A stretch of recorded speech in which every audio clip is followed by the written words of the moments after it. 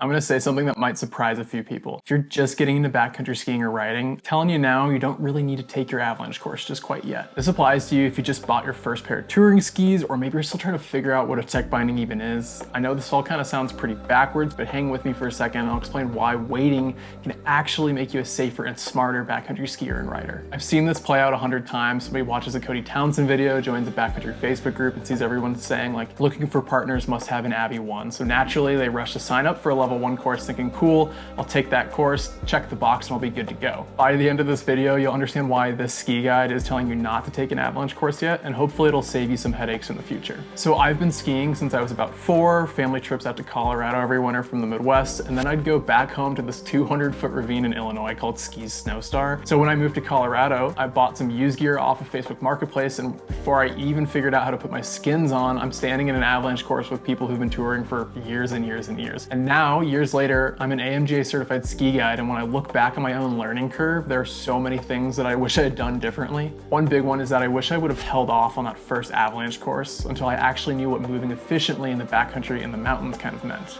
So let's clear something up really quick. Avalanche education in the United States can kind of be confusing when you're new to the whole scene. There are 2 main recreational avalanche courses, a recreational level 1 or a rec 1 and a recreational level 2 or a rec 2. There's also an avalanche rescue course that fits in between, optional before your level 1, but definitely required before your level 2. And then there's the naming confusion. You've probably heard of an ARI 1, right? ARI is actually just one of the organizations that teaches the standard curriculum, same as AAI, the American Avalanche Institute, or SAS, Silverton Avalanche School, and many others. It's like saying Kleenex when you mean tissue. Education's the same and the brand name is just different depending on kind of what region you're located in. What actually happens in a level 1 avalanche course? It's a lot. There's avalanche types, weather, snow crystals, layering, terrain management, group decision making, rescue techniques, trip planning, and on and on and on. It's awesome, it's super valuable, but it's incredibly dense. It's like trying to drink from a fire hose. You're getting so much information at once, and if you're brand new to touring, your brain is split between trying to learn avalanche concepts and trying to remember which lever locks your binding. I've taught a ton of avalanche courses and I've seen kind of all the horror stories, like a student cutting brand new skins in the parking lot when it's dumping snow sideways, everybody's waiting for them, or someone is showing up with resort boots that don't really fit their bindings. None of that is fun, not for you and definitely not for your classmates. And when that happens, half the class time ends up being spent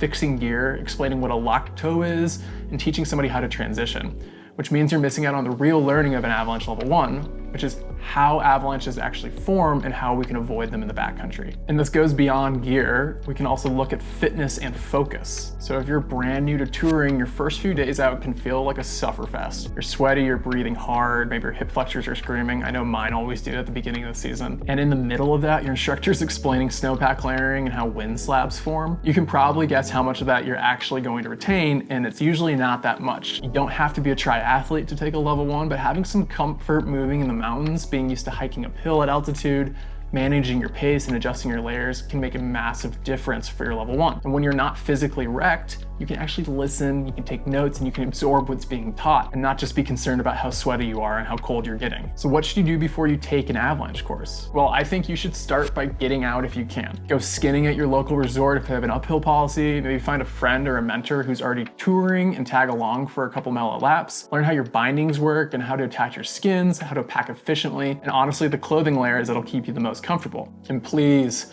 please, please, please, start getting an understanding of how to transition from uphill to downhill and downhill to uphill. Everyone thinks transitioning is easy until you're in the cold with the wind whipping around you and your skins are stuck together like duct tape. You don't need to be perfect. Even guides mess up transitions sometimes, but having that basic familiarity makes your avalanche course 10 times more valuable because you're able to retain a lot more of the fire hose of information. Don't worry if you don't live in the mountains. You don't have to go into the backcountry to practice these things. I often recommend students practice transitions in their front yard. You can also practice your transitions and your layering systems inside of your living room. There's also a ton of stuff you can do outside of gear, fitness, and transitions. You can watch an Avalanche Basics course online. Shameless plug, we've got a pretty great one over themountaintrainingcenter.com where you can ask questions to our instructors, connect with other students, and you'll own the course for life. Or you could grab a copy of Staying Alive in Avalanche Terrain. It's a classic book that outlines the basics of avalanche science. science. Even if you just skim through it, getting familiar with those terms means when your instructor brings it up in the field, it's not the first time you've heard it. If you do either of these things, you'll retain so much more, you'll ask better questions, and you'll connect the dots a lot quicker than the other students. So this kind of begs the question of when are you actually ready for your Avalanche course? My baseline is that if you've got a handful of days out, like